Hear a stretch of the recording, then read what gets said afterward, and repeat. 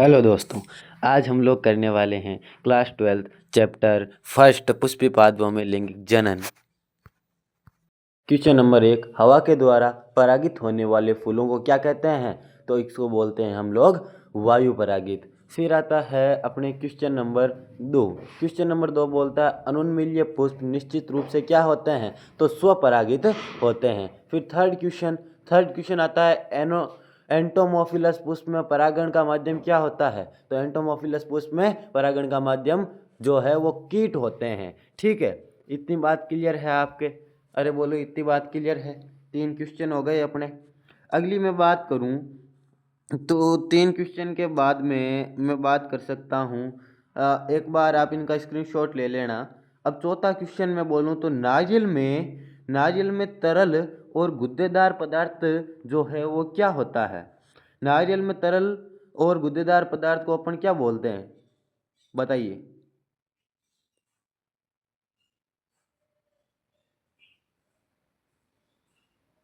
Yes, नहीं पता? मैं बताता हूँ। नारियल के अंदर अपन लोग जो गुद्देदार पदार्थ है उसको हम भ्रूण पोष बोलते हैं। ठीक है, क्या बोलते हैं? नारियल में तरल गुद्देदार पदार्थ को भ्रूण पोष। ठीक है, अगली मैं बात करूं नेक्स्ट क्वेश्चन की, तो नेक्स्ट क्वेश्चन नंबर 5 आता है कि मनुष्य की प्राथमिक शुक्राणु कोशिकाओं में ऑटोसोम की संख्या कितनी होगी? 44 ऑटोसोम्स होते हैं प्राइमरी स्पर्मेटोसाइट्स के अंदर, इंसान की प्राइमरी स्पर्मेटोसाइट्स में। कितने? 44। अगला क्वेश्चन आता है पुष्पीय पौधों के भ्रूणपोष में कितने गुणसूत्र होते हैं? तो पुष्पीय पादपों के भ्रूणपोष में कितने गुणसूत्र होंगे? 3n होंगे। ठीक है, अब 3n हो गए। और इसके बाद में मैं अगर अगले क्वेश्चन की बात करूं तो युग्मक बनने की क्रिया को अपन क्या बोलते हैं? युग्मक जनन। ऑप्शन बी राइट हो जाएगा, युग्मक जनन। ठीक है, अगली क्वेश्चन की मैं बात करूं तो अगला क्वेश्चन है हाइड्रिला में रंध्र कहाँ पाए जाते हैं? तो हाइड्रिला में रंध्र पत्तियों में नहीं होते, तने पर भी नहीं होते, तो सी तो होगा ही नहीं, इसमें डी होगा। इसका आंसर आप मुझे कमेंट करके ज़रूर बताना, मैं आपका कमेंट का रिप्लाई ज़रूर दूंगा। ठीक है, अगले क्वेश्चन की मैं बात करता हूँ। तो क्वेश्चन नंबर 9 आता है परागकण का बाह्य चोल किसका बना होता है? क्या हुआ यार, स्क्रीन पर आ गया। परागकण का बाह्य चोल किसका बना होता है? तो परागकण का बाह्य चोल जो है वो स्पोरोपोलेनिन का बना होता है। स्पोरोपोलेनिन यानी ऑप्शन नंबर सी राइट हो जाएगा आपका, ऑप्शन सी 9 में। फिर 10 नंबर क्वेश्चन आता है अनुन्मील्य परागित फूल कौन से होते हैं? वो होते हैं स्वपरागित फूल जो होते हैं वही क्या होते हैं? अनुन्मील्य परागित फूल होते हैं। अब क्वेश्चन नंबर 10 हो गया। अगले में बात करूं क्वेश्चन नंबर 11 में, तो क्वेश्चन नंबर 11 बोलता है अंड समुच्चय किसका बना होता है? तो अंड समुच्चय अंड कोशिका और सहायक कोशिका का बना होता है। तो ऑप्शन नंबर सी राइट हो जाएगा, ए और बी दोनों। फिर क्वेश्चन नंबर 12 आता है पानी द्वारा पर परागण को क्या कहते हैं? तो पानी द्वारा पर परागण को अपन जल परागण बोलेंगे, ऑप्शन बी राइट हो जाएगा। फिर आता है क्वेश्चन नंबर 13 क्या बोलता है भाई साहब? क्या स्क्रीन पे नहीं आ रहा यार, स्क्रीन पे लाओ। हाँ, जल्दी। आ गया। क्वेश्चन नंबर 13 बोलता है कायज्मा किस अवस्था में बनता है? तो कायज्मा बनता है अर्धसूत्री कोशिका विभाजन से। फिर क्वेश्चन नंबर 14 आता है निम्नलिखित में कौन सा परागकण के वर्तिकाग्र पर शुरू में परागण में मन करता है? ये यार क्वेश्चन मिस्टेक हो गया, कोई बाहर से आ गया होगा। क्वेश्चन नंबर 15 है परागकण में मौजूद ऑक्सीजन किसकी वृद्धि में मदद करता है? तो पराग नली और अंडाशय में। फिर आता है क्वेश्चन नंबर 16 परागकोश संबंधित है? तो परागकोश पुष्प कलिका के खुलने से संबंधित होता है, तो क्वेश्चन नंबर 16 के सी ऑप्शन हो जाएगा। फिर 17वां आता है परागकण का परागकोशीय निर्माण एवं विभेदन को क्या बोलते हैं? तो माइक्रोस्पोरेंजियास। फिर बोलते हैं अगला क्वेश्चन है किसी डाइथिकस परागकोश में क्या होता है? 4 माइक्रोस्पोरेंजिया, ऑप्शन ए हो जाएगा। कण का निर्माण होता है तो परागकण का निर्माण जो है पोलन सैक में होता है। फिर आता है परागकण क्या होता है, तो परागकण एक अगुणित कोशिका होती है। ठीक है, ऑप्शन ए राइट। फिर क्वेश्चन नंबर 22 आता है, पुष्पी पौधों में लैंगिक जनन की खोज किसने की थी? कोमेरारिन्स ने। ऑप्शन ए राइट हो जाएगा। फिर आता है क्वेश्चन नंबर 23, टेपेटम का कार्य क्या है? पोषण प्रदान करना, तो ऑप्शन बी राइट। फिर आता है अगुणित कोशिका के संयोजन की प्रक्रिया किसमें होती है? तो सिनगेमी के अंदर होती है। ऑप्शन डी राइट हो जाएगा। फिर आता है किस फल का बीज चौल खाया जाता है? तो शरीफा का नहीं होता, लीची का नहीं होगा, जायक फल का नहीं होता। इसका आप कमेंट में जरूर उत्तर बताइएगा। अगला क्वेश्चन है, निम्न में से कौन कीट पक्षी पौधा है? तो और ड्रोसेरा और नेफ्थिस। ठीक है, फिर अगला है, दोहरा निषेचन में भाग लेने वाले डी राइट हो जाएगा। फिर आता है, किसमें एंडोस्पर्म कड़ा तथा सेल्यूलोजिक हो जाता है? तो आइवरी बेर में सी ऑप्शन। फिर आता है, हरा नारियल में निहित दूध या जल क्या होता है? Degenerated liquid free nuclear endosperm होता है। ऑप्शन सी राइट हो जाएगा। फिर अगला क्वेश्चन आता है, किसी मूल कोशिका में गुणसूत्र की संख्या 14 है, तो सिनर्जिड्स की संख्या क्या होगी? तो ऑप्शन सी 7 होगी। ठीक है, क्योंकि एक सिनर्जिड से 2 गुणसूत्र बनते हैं। फिर आता है, मक्के में प्रोटीन युक्त एंडोस्पर्म को क्या बोलते हैं? तो एल्यूरोन भित्ति। फिर आता है, एक अर्धसूत्री कोशिका विभाजन से कितने नर युग्मक बनते हैं? तो 4 बनते हैं एक अर्धसूत्री कोशिका विभाजन से। फिर बोलता है, एमएमसी में 24 गुणसूत्र है, इस पर में गुणसूत्र की संख्या क्या होगी? तो 36 होगी। ठीक है, और फिर आएगा, आधुनिक भ्रूण विज्ञान के जनक कौन है? वानर वीर। फिर आता है 35 नंबर क्वेश्चन, स्ट्रोबोइरेथ्रल कुरिन्थिया नीलकुरिंजी 12 वर्ष में एक बार पुष्पीकरण से गुजरता है। विगत 2006 में सितंबर अक्टूबर में पुष्प लगाता है। यह किस पहाड़ी क्षेत्र में पाया जाता है? केरल और कर्नाटक में। फिर आता है, एंडोस्पर्म द्वारा किसे पोषण दिया जाता है? तो भ्रूण को पोषण देती है। फिर आता है, आवर्तबीजी में निषेचन किसमें होता है? तो भ्रूण कोश में होता है। फिर आता है, निषेचन के बाद बीज आवरण किससे बनता है? तो इसमें हो जाएगा इंटरग्रेस, यानी 39 नंबर को आप छोड़ सकते हो। फिर आता है 40 नंबर क्वेश्चन, एम्ब्रियो से के प्रवेश करते समय पराग नलिका में क्या होता है? तो 2 नर युग्मक होते हैं। फिर आता है, दोहरे निषेचन से संयोजन होता है किसका? एक नर युग्मक का एक के साथ तथा दूसरे नर युग्मक का द्वितीय केंद्र के साथ। फिर आता है, दोहरा निषेचन किसकी विशेषता है? तो दोहरा निषेचन द्विबीजपत्री और एक बीजपत्री और सभी आवर्त बीजों का लक्षण है। फिर आता है, त्रिसंलयन क्या है? तो त्रिसंलयन एक नर युग्मक का 2 ध्रुव केंद्रक के साथ एम्ब्रियो सेक में संचयन। ठीक है, फिर 44 नंबर क्वेश्चन हो गया। फिर 44 नंबर आता है, बीज को लैंगिक जनन का उत्पाद कहा जाता है क्योंकि ये युग्मक के संयोजन से निर्मित होता है। फिर 45 नंबर क्वेश्चन आता है, आवर्तबीजी में भ्रूणपोष किसका बना होता है? तो त्रिगुणित। ठीक है, भ्रूणपोष त्रिगुणित होता है आवर्तबीजों में। फिर क्वेश्चन आता है, पौधों में लैंगिक जनन को सर्वप्रथम किसने दर्शाया? तो ऑप्शन बी छोड़ सकते हो आप इसको चाहो तो। फिर आता है, पुष्पीय पौधों में एकलिंगी नर पुष्प को क्या बोलते हैं? तो स्टिग्मेंट का फिलामेंट भाग क्या है? भाग क्या है? तो परागकोश। फिर आता है, पुष्प अंग किसका रूपांतरित भाग है? तो पत्तियों का। फिर आता है, एम्फीमैक्सिस से क्या तात्पर्य है? तो नर और मादा प्रतिकेंद्रिका का संयोजन। फिर आता है क्वेश्चन नंबर 51, उससे पहले लाइक कर दो, चैनल को सब्सक्राइब कर दो। फिर आता है क्वेश्चन नंबर 51, पुंकेसर कितने भागों का बंटा होता है? तो 2 भागों में पुंकेसर बंटा होता है। फिर आता है, लघु बीजाणुधानी की सबसे आंतरिक परत कौन सी है? टेपिटम, ऑप्शन सी। फिर आता है, पुष्प के नर जनन अंग को क्या बोलते हैं? तो अपन बोलते हैं पुमंग। पुष्प के मादा जनन अंग को जायांग, ऑप्शन ए। फिर परागकण किसका प्रतिनिधित्व करते हैं? नर युग्मकोद्भिद का। फिर आता है, परागकण का बाह्य चोल किसका बना होता है? अपने स्पोरोपोलेनिन का। स्त्रीकेसर का भाग निम्न में से कौन सा है? तो इनमें से कोई नहीं है भाई स्त्री केसर का। तो इसका आंसर आप कमेंट में बताना। अगला क्वेश्चन है स्वपरागण को निम्न में से कौन सा पादप रोकता है? तो अरंड रोकता है। फिर आता है युग्मक संलयन पूर्ण होने पर क्या होता है? तो युग्मनज की रचना होती है। और क्या होगा भाई? ठीक है। अगला क्वेश्चन है एक भ्रूण पुट्टी में दो प्रकार के संलयन युग्मनज संलयन तथा त्रिसंलयन स्थान लेते हैं। इस परिघटना को अपन क्या बोलते हैं? दोहरा निषेचन। फिर आता है निम्न में से आभासी फल कौन सा है?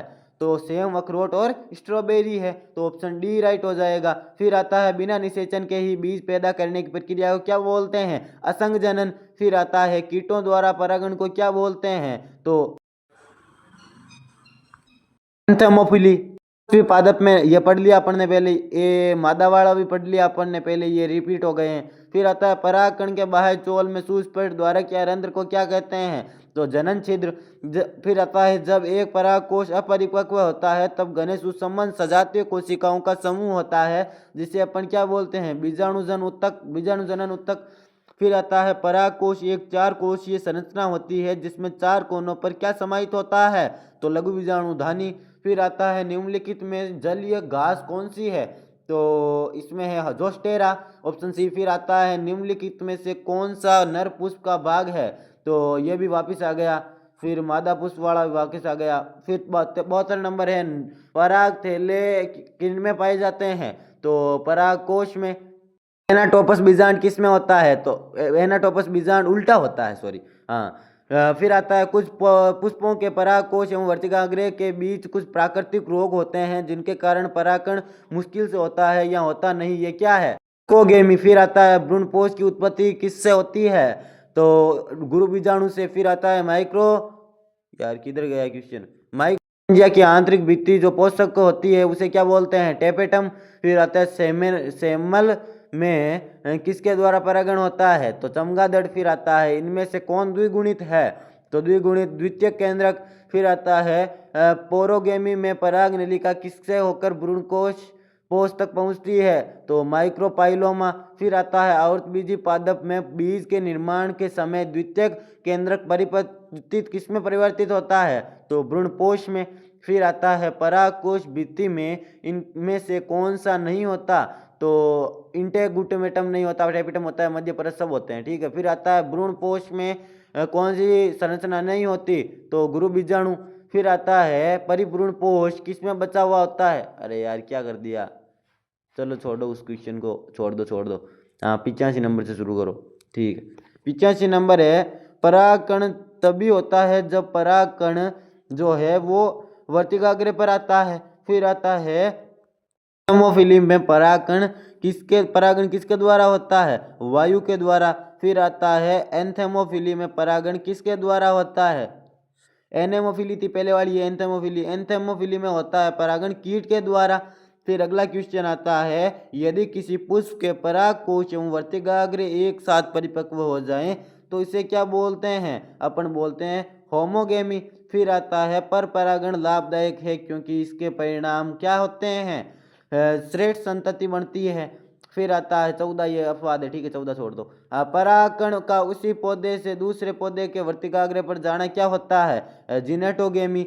फिर बोलता है यदि किसी पुष्प के परागकोश और वर्तिकाग्र विभिन्न समय में परिपक्व होते हैं तो इसे क्या बोलते हैं? अपन बोलते हैं डाइचोगेमी। फिर आता है एक ही पुष्प के मादा जननांग पर परागकोश से पहले परिपक्व होने की अवस्था क्या कहलाती है? प्रोटोगेमी। फिर आता है किसी पर परागण का विशिष्ट उदाहरण क्या है? मक्का।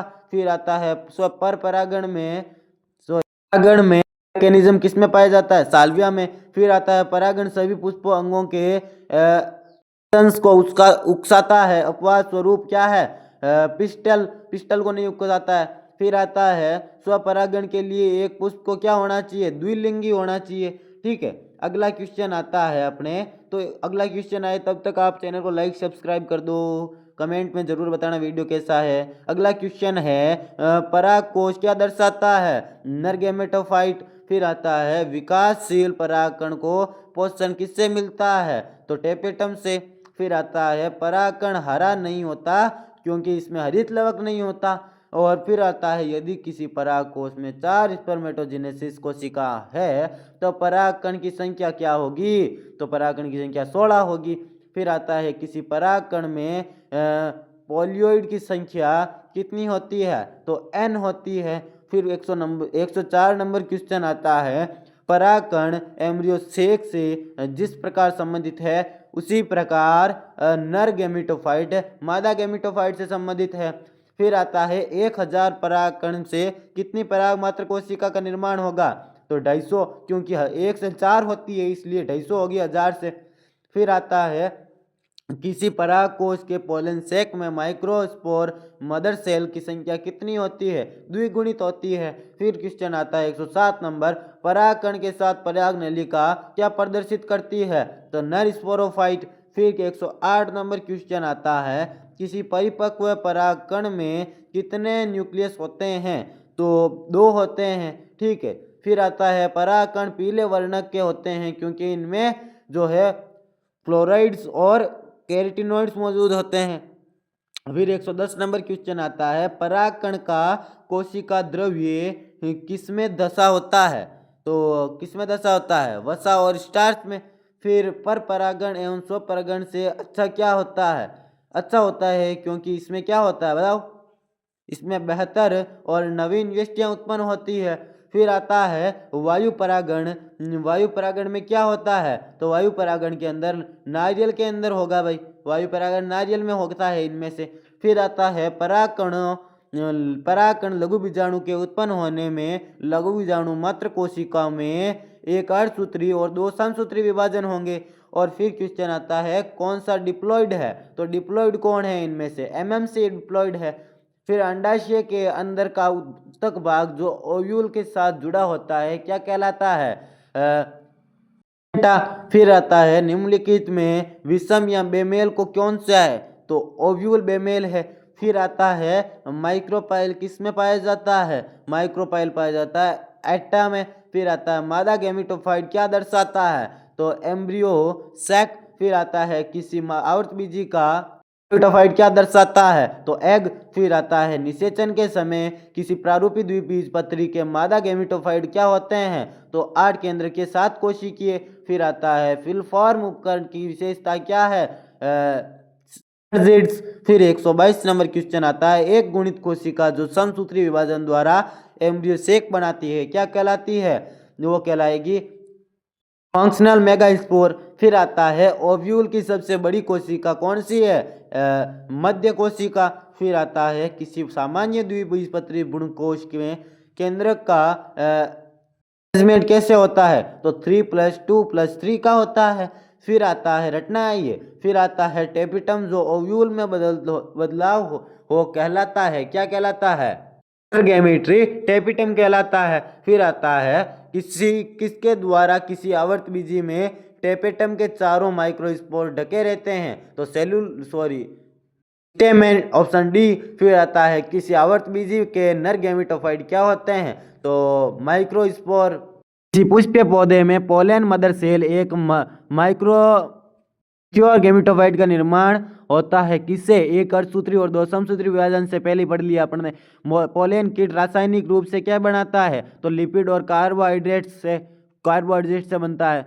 फिर ऑटोगेमी के लिए अनुकूल क्या होता है, होमोगेमी। फिर आता है क्यूटेलम किसका भाग है, तो ग्रास कोलियोडोन का।